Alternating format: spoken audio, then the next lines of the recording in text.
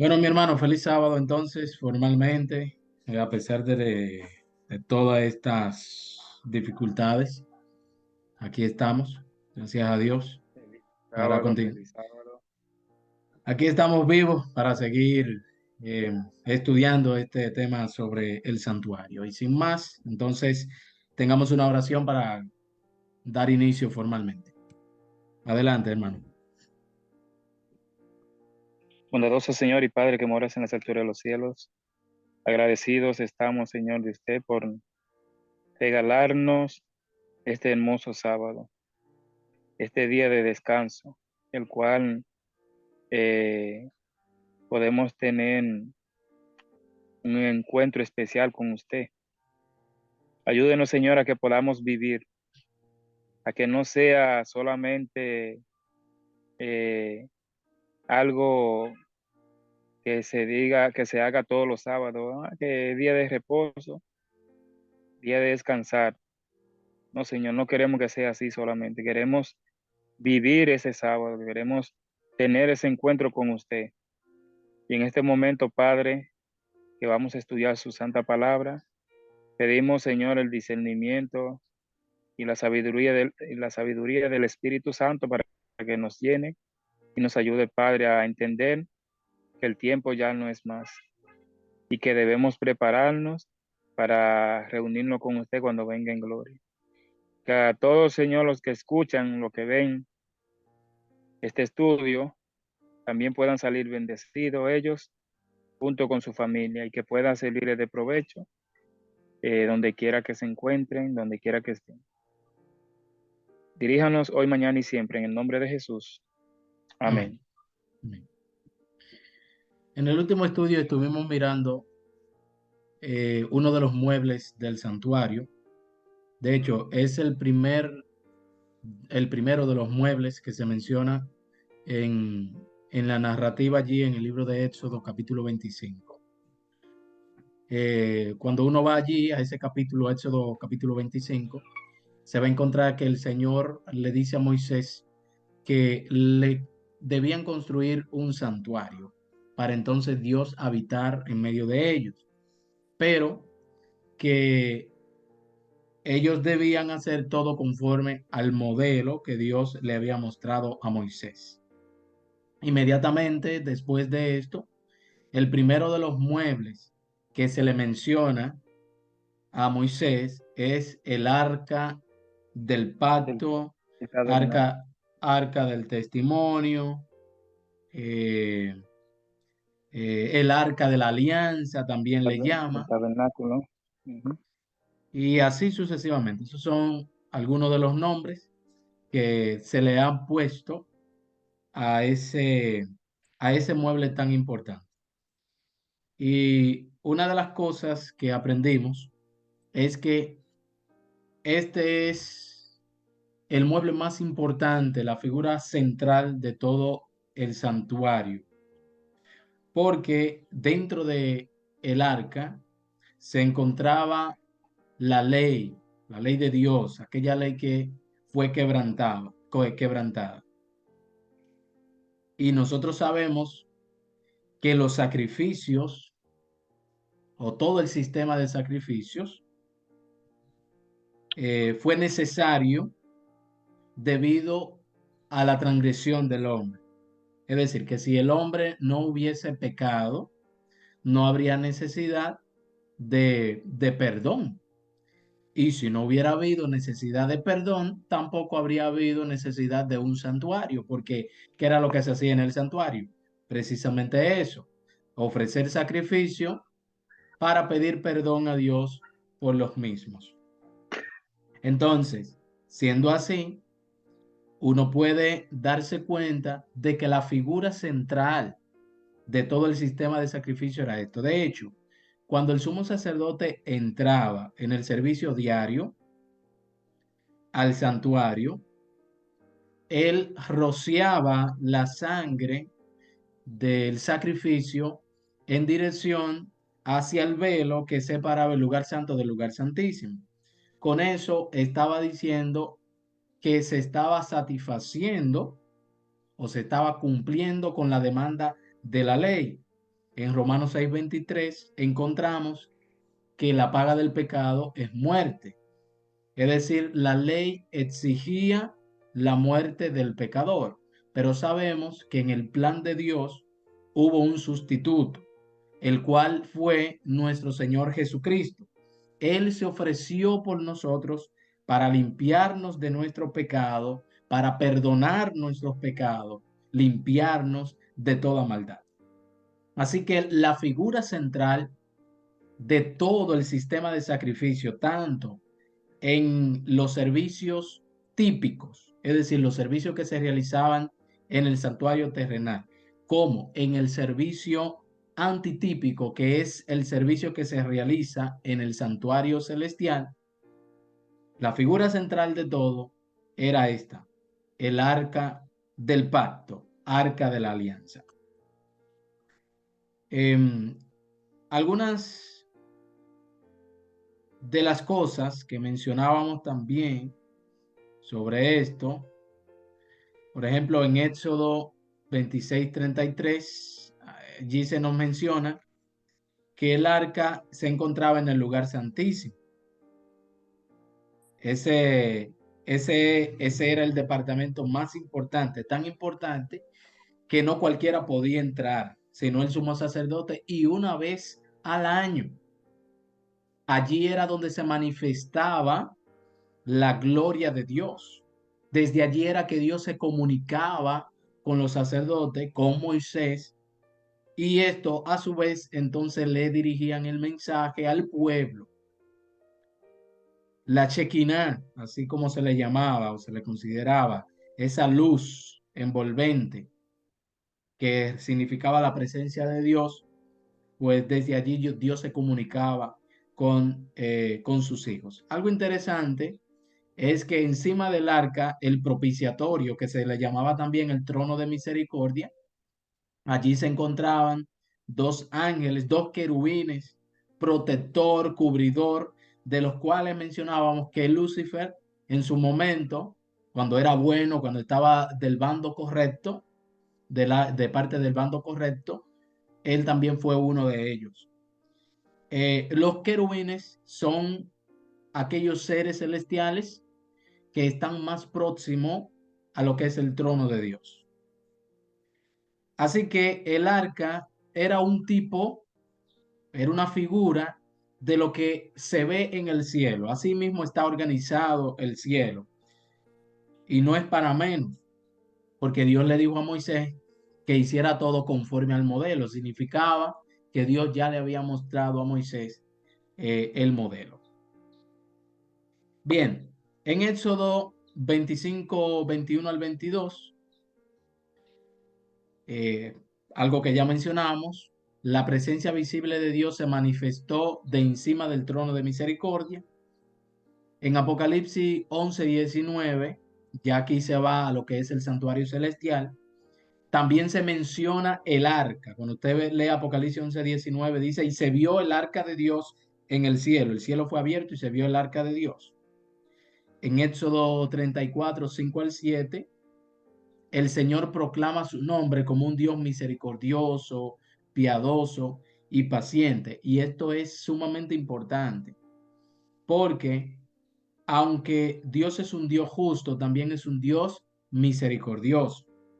Y Dios quiso dejar bien en claro desde el principio que Él es un Dios misericordioso. Y esto lo vemos en el santuario. ¿En dónde lo vemos? Precisamente en el arca. Encima del arca estaba la tapa, la cubierta, que era el propiciatorio. Y decíamos en el estudio pasado que propiciatorio significa cubrir, también significa misericordia. Así que Dios dejó ver esa parte de su carácter desde el principio. Dios es justo, pero también es misericordioso.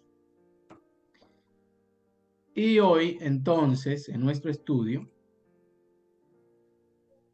vamos a mirar, oye,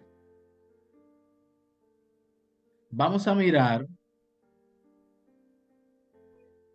qué significa Oh, se me quitó esto. ¿Qué significa llevar el arca? ¿Por qué esto me está haciendo esto? Un momento, hermano, que esto me está dando problemas Ok, ahora. no hay problema. Oh, oh. Mm, ok, ahora sí. Vamos a mirar qué significa llevar el arca. Y para ello tenemos una cita importante aquí del Espíritu de Profecía, tomada de Testimonio para los Ministros, página 411. Dice la hermana White, pero hay un pueblo que llevará el arca de Dios. Ella está hablando aquí que hay un pueblo que lleva el arca. En nuestro estudio pasado vimos que los únicos que tenían la autorización de llevar el arca eran los levitas, ¿verdad? Evita, ujú. Y que cualquiera que no perteneciera a los levitas no podía hacer esto si no tenía problema. Y además que el arca tenía una forma de ser transportada. Si no se cumplía con esto, pues venían problemas. Y vimos esto en la historia de Usa, el cual supuestamente quiso salvar el arca de una caída porque se tropezó el carro en el que llevaban dicha arca. Pero sabemos que vino el castigo de Dios, dice, el enojo de Dios se encendió sobre este hombre y él murió. Ya explicamos qué significa todo esto. Pero lo interesante es que Dios designó a un grupo específico para que llevaran el arca. Ahora la hermana White en esta cita está diciendo que hay un pueblo que lleva el arca. Y sabemos que aquí no está hablando de manera literal porque el arca ya no existe como tal. No tenemos el arca en físico. Pero vamos a ver a qué ella se está refiriendo. Ella dice, algunos que no querrán, o sea, no van a querer seguir llevando el arca, saldrán de entre nosotros. Bueno, aquí ella está especificando que hay algunos que no van a seguir o no van a querer seguir llevando el arca. No da razones, no da ningún detalle, simplemente dice que no van a querer. Continúa diciendo, pero estos no podrán levantar vallas para obstruir la verdad. Esta irá, es decir, la verdad irá hacia adelante y hacia arriba hasta el fin. Amén por eso. Pareciera ser entonces que llevar el arca va relacionado con llevar la verdad, porque ella dice que aunque algunos se van a oponer, no van a querer seguir llevando el arca, la verdad va a seguir avanzando. En lo pasado, Dios ha suscitado a hombres y Él todavía tiene hombres para la oportunidad que esperan listos para ejecutar sus órdenes. Hombres que atravesarán las restricciones como si fueran paredes revocadas con mezcla sin fraguar. Cuando Dios pone su espíritu en los hombres, esto obran, proclamarán la palabra del Señor, elevarán su voz como trompeta. La verdad no será disminuida ni perderá su poder en sus manos. Mostrarán al pueblo sus transgresiones y a la casa de Jacob sus pecados. Entonces, de esta cita, nosotros podemos deducir algunas cosas. Llevar el arca significa llevar la verdad. Además de eso, quienes llevan el arca son aquellos que llevan esa verdad. Además, también nos dice que hay algunos que no querrán seguir llevando el arca. Ahora, y lo vamos a detallar más adelante, pero ahora simplemente mencionamos que dentro del arca, en un momento dado, estuvo también el maná dentro del arca y la vara de Aarón. Y vamos a ver qué significa esto. O sea, si lleva el arca, también lleva lo que el arca lleva dentro. ¿Y qué significa esto en términos espirituales? Hay otra cita de Testimonio para la Iglesia, volumen 1, edición en inglés. Testimonio para la Iglesia, tomo 1, páginas 136 y 137. No sé si tú puedes ver suficientemente bien, hermano, para que puedas leer esta parte aquí. Yo lo leo, sí. El Señor me ha dado buena vista para eso.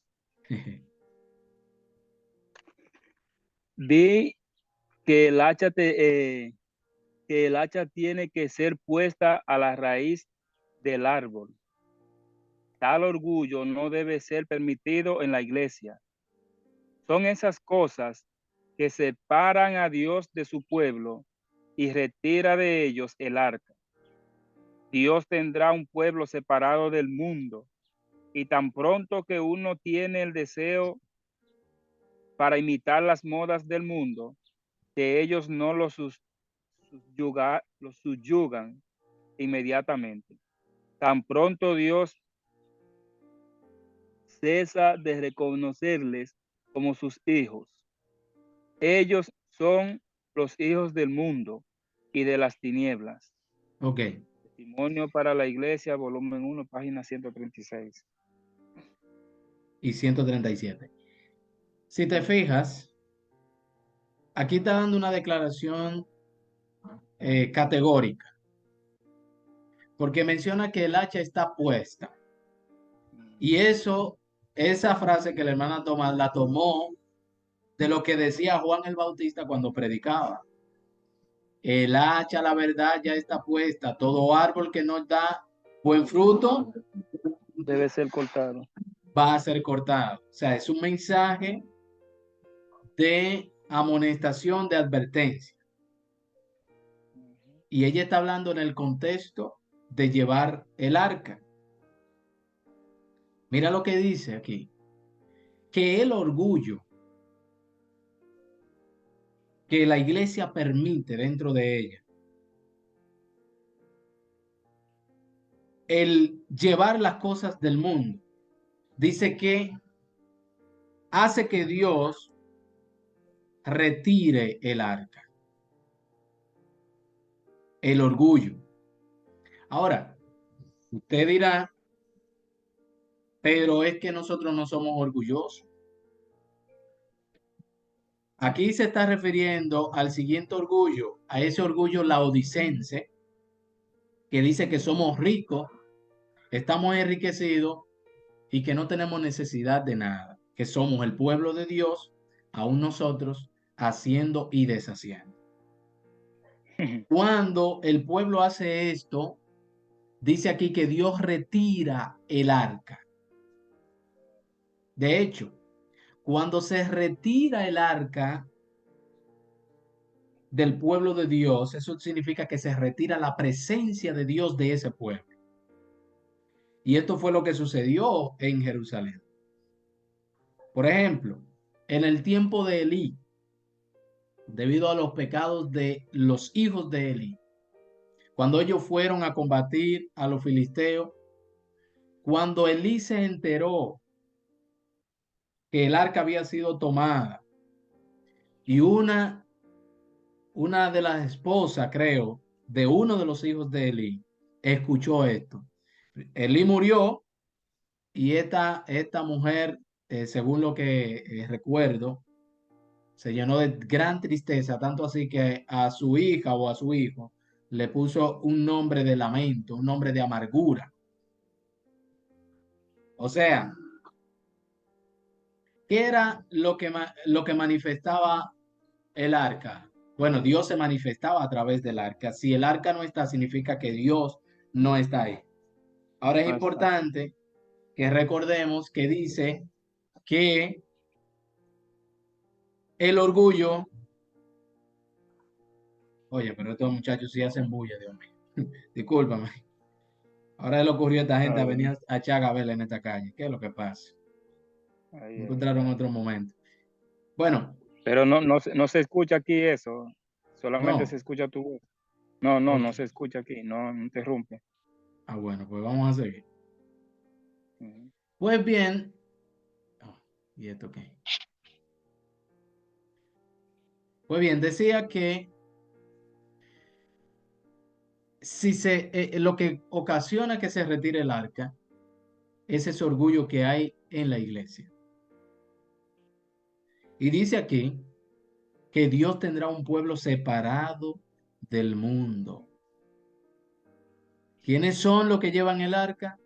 Aquel pueblo que está separado del Está mundo. separado del mundo, que no vive de acuerdo a las modas del mundo y todo. Exacto. De hecho, aquí habla, menciona que tan pronto que uno tiene el deseo para imitar las modas del mundo, tan pronto Dios cesa de reconocerle como sus hijos. O sea, eso es instantáneo. Desde que un pueblo, una iglesia, comienza a imitar las modas del mundo, dice que Dios no los reconoce como sus hijos. Eso es categórico. Así que llevar el arca significa llevar la verdad. Y es que, señores, mis hermanos, cuando una persona decide seguir al mundo, le está dando la espalda a Dios. Porque dice la Biblia que el que se hace amigo del mundo se constituye en enemigo de Dios. No existe ninguna relación entre Cristo y Satanás, entre Dios y el mundo. Y la iglesia, se lo dejo de tarea, vaya a ver si está haciendo esto o no. Si lo está haciendo, entonces no está llevando el arca. Eso es de tarea. Seguimos. Pedro, en la primera carta de Pedro, vamos a leerlo, hermano. ¿Y tiene la Biblia ahí? Sí, Primera de Pedro, capítulo 2, versículos 9 y 10. Dice algo interesante acerca de aquellos que llevan el arca. Primera de Pedro 2, 9 9 y al 10. 10. Sí. Hasta subrayado lo tengo yo eso. Ujú. Dice, pero vosotros sois linaje escogido, real sacerdocio, nación santa, pueblo adquirido por Dios, para que anunciéis las virtudes de aquel que os llamó de las tinieblas a su luz admirable. Vosotros que en otro tiempo no erais pueblo, ahora sois pueblo de Dios. En otro tiempo no habíais alcanzado misericordia, ahora habéis alcanzado misericordia. Es mucho lo que está diciendo Pedro aquí, pero quiero resaltar algunas cosas. Primero, al pueblo le está llamando, ustedes son real linaje escogido, real sacerdocio. ¿Quiénes eran los que llevaban el arca anteriormente? Los sacerdotes. Ahora Pedro, y Pedro está hablando después de la dispensación de Israel, es decir, después que ya Israel no es el pueblo como tal, Pedro está diciendo, ustedes son real sacerdocio ahora. Es decir, con esto Pedro, aunque no lo dice directamente, pero con esto entendemos que Pedro está diciendo, ustedes son los que llevan el arca ahora.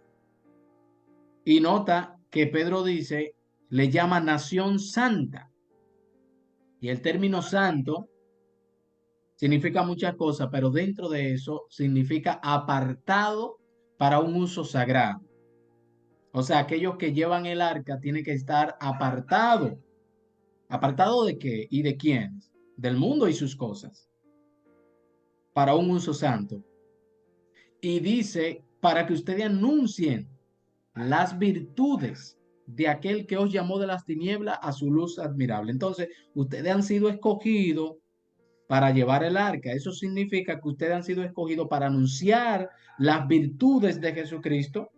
Han sido elegidos para eh, guardar los mandamientos de Dios, porque dentro del arca estaba la ley de Dios.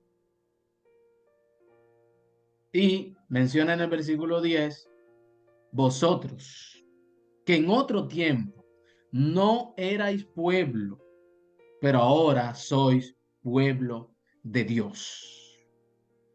Pero, ¿por qué le llama pueblo? Bueno, le llama pueblo porque ellos anuncian las virtudes de aquel que los llamó de las tinieblas a su luz admirable. Entonces, nosotros somos todos aquellos que guardemos la ley de Dios, que anunciemos las verdades de Dios, que imitemos a Cristo. Entonces estamos llevando el arca, tal cual lo dice aquí.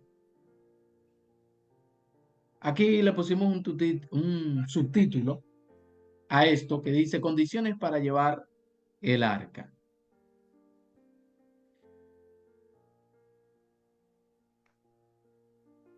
Vamos a leer este párrafo, mi hermano. Ok. Dice, vi que las esposas de los ministros deben ayudar a sus esposos en sus labores y cuidar muchísimo la influencia que ejercen, porque hay quienes les observan y esperan más de ellas que de otros. Lo bajaste. Un momentito, Déjalo ahí. disculpa. Disculpa, voy a ponerlo más grande. Ah, que no se pone más grande. Está bien, déjalo así, márcalo, está bien, yo lo veo. Ya, dame marcarlo. Oye, de que nos quedan 10 minutos. Yo pensaba que esta no se cancelaba con 2 personas. Dale. Leo de nuevo.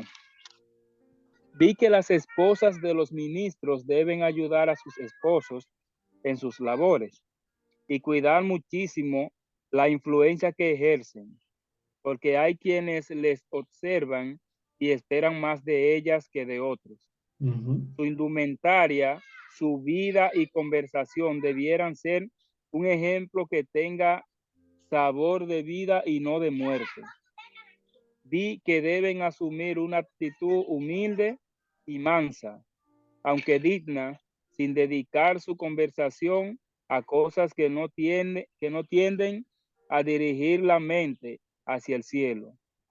Su gran pregunta debe ser, ¿cómo puedo salvar mi propia alma y ser el medio de salvar otros? Testimonio para la iglesia, página Sí, 131, tomo 3 y así sucesivamente. sí, sigue leyendo ese párrafo, que va unido con el anterior. Ok. Sigue diciendo. Di que Dios no acepta una obra tibia al respecto. Quiere todo el corazón y el interés, o nada. Su influencia se ejerce decidida e inequívocamente en favor de la verdad o contra ella. Recogen con Jesús o dispersan. Una esposa no santificada es la mayor maldición que pueda tener un ministro. Aquellos siervos de Dios que por desgracia tengan en sus casas esta influencia agostadora, deben duplicar sus oraciones y su vigilancia y asumiendo una posición firme y decidida, no permitir que los opriman las tinieblas. Deben aferrarse más a Dios, ser enérgicos y decididos, gobernar bien su propia casa y vivir de tal manera que puedan recibir la aprobación de Dios y la custodia de los ángeles. Pero si ceden a los deseos de sus compañeras no consagradas, el desagrado de Dios se manifestará sobre su casa. El arca de Dios no puede morar en ella porque ellos apoyan a sus esposas en sus errores y se los toleran. Bueno, de todo lo que se leyó aquí, aquí se menciona una causa por la que el arca puede dejar de estar en un lugar. Y aquí menciona al final que como los ministros o algunos ministros apoyaban a sus esposas en sus errores, en imitar al mundo, en tener una influencia negativa, porque la influencia de las esposas de los ministros es más fuerte que todas. Como ellos toleraban eso, entonces el arca de Dios no podía morar en ese lugar. Es decir, la presencia de Dios no estaba allí. Dios no estaba guiando, es lo que está diciendo esta parte. Y de igual forma, esto se aplica a la iglesia. Si toleramos el pecado, si no andamos conforme a lo que Dios ha designado en todo el sentido de la palabra, en el vestir, en el comer, en nuestro estilo de vida, entonces el arca de Dios no está en nuestro medio. Significa que nosotros no somos ese real sacerdocio, esa nación santa que se menciona allí arriba. Entonces hay que tener mucha cuenta con esa parte. Ahora, yo decía ahorita que dentro del arca estaba el maná en un momento dado. Al principio solamente estaban la tabla de los 10 mandamientos, pero en un momento, según lo dice Hebreos, en el capítulo 9 versículo 6, en un momento entonces se introdujo El maná el y la maná vara y de la Aarón. vara. Ajá, el maná y la vara. Y mira lo que dice aquí la sierva del Señor acerca del maná. Es interesante, porque si nosotros decimos que estamos llevando el arca, que somos ese pueblo, ese real sacerdocio, tenemos que cumplir con todo lo que dice aquí. Mira lo que dice esta parte. Allí en consejos sobre el régimen alimenticio, está también Joya de los Testimonios, el tomo 3 página 132. Nos dice lo siguiente. Léalo, hermano. Como Dios dio maná del cielo para sostener a los hijos de Israel, dará a su pueblo en diferentes lugares habilidad y sabiduría para usar los productos de esos países en la preparación de alimentos que reemplacen la carne. Deténgase ahí. Okay, wow, Si usted se fija, tremendo. aquí está relacionando el maná con alimentos saludables. Uh-huh. El régimen alimenticio. El maná representa el régimen alimenticio. O sea que el pueblo que lleva el arca es el pueblo que lleva el régimen alimenticio.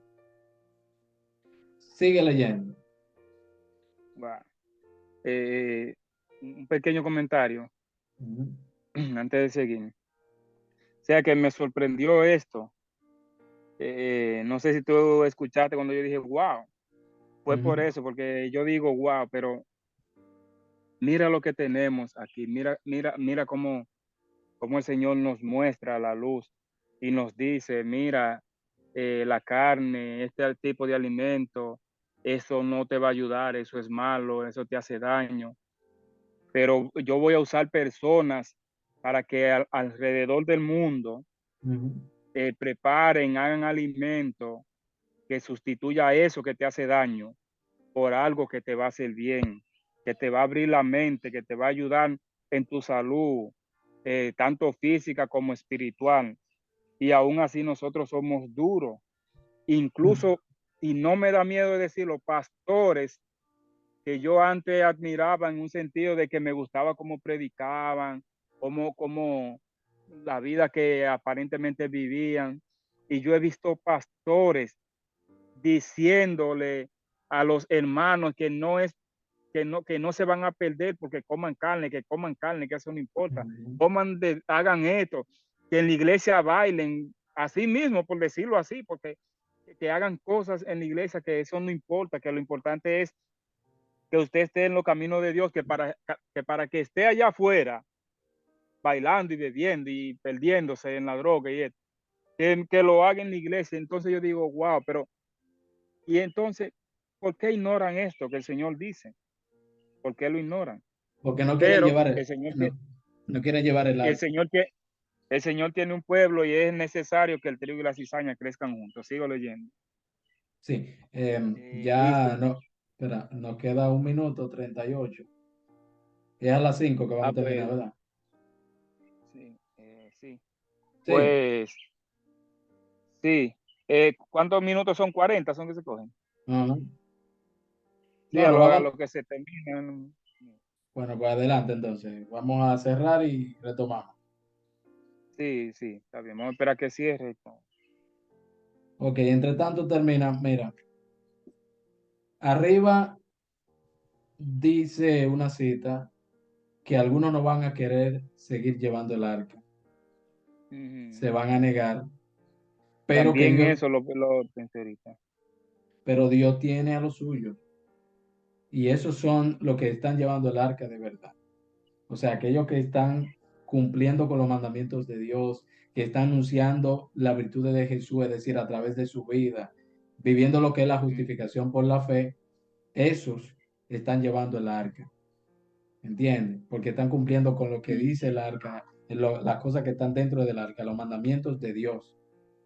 Y mira, esto es un tema bastante abarcante, muy profundo, porque nosotros decimos que guardamos los mandamientos de Dios, pero yo te voy a dar un dato. pero ¿Cuántos millones de adventistas hay? Hay muchísimos, no me recuerdo cuántos, pero la dicen mayor, como 20 millones que es, bueno, pero eso, eso 20, es lo que dicen, no se sabe. bueno, de esos 20 millones, calcúlate que solamente un 10